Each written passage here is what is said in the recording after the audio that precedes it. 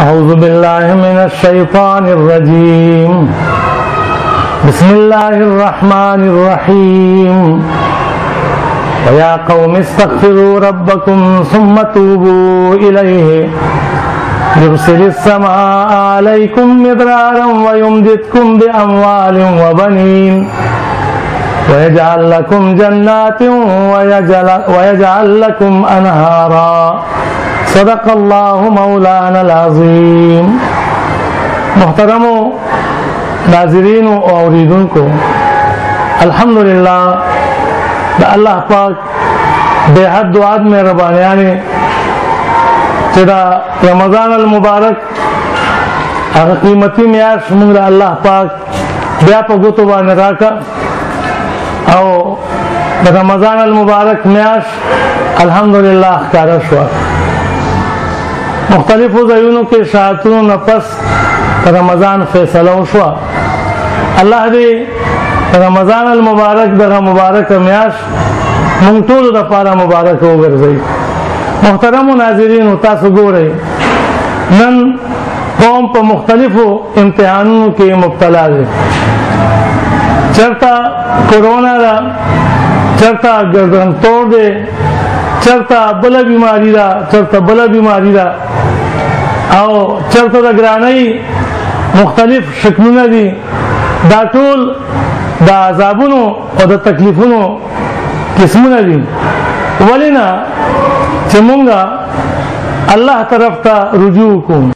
دې لپاره الله پاک رضا کول پکار دي. یو بنده رضا کول ګران دي او الله رضا کول ډېر آسان دي. الله پاک په یو سجده باندې په یو توبه باندې چې څومره رضا کیږي دومره بل څوک په دومره معمولي او په ورکوټي عمل باندې نه رضا کیږي. یعنی ورکوټ په دې چې وخت ډېر لګي. تا وویلې استغفر الله او رب وینا کوي غفرت لك یا عبدي، بنده ما وبخلې.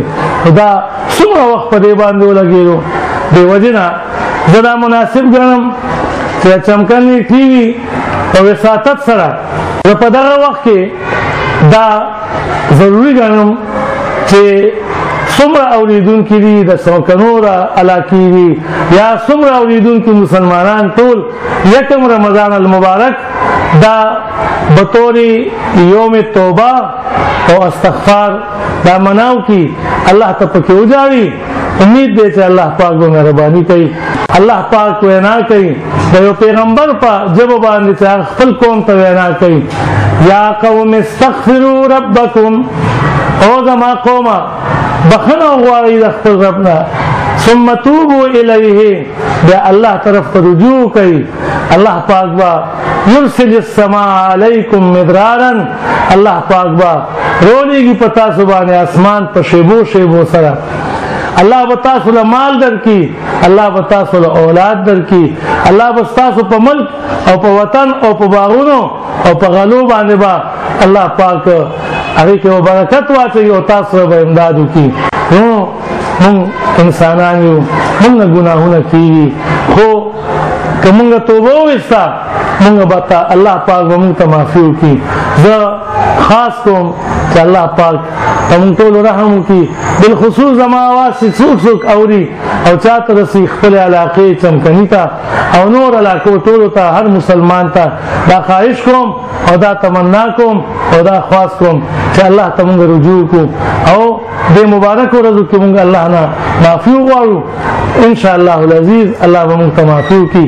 اچھا ویلی دي ہم تو مائل بکرم ہے کوئی سائل ہی نہیں، راہ دکھلائے کسے رہ رب منزل ہی نہیں، کوئی قابل ہو تو ہم شان کئی دیتے ہیں، ڈھونڈنے والوں کو دنیا بھی نہیں دیتے ہیں. اللہ پاک ټولو رحم وکړي. واخر دعوانا الحمدللہ رب العالمین.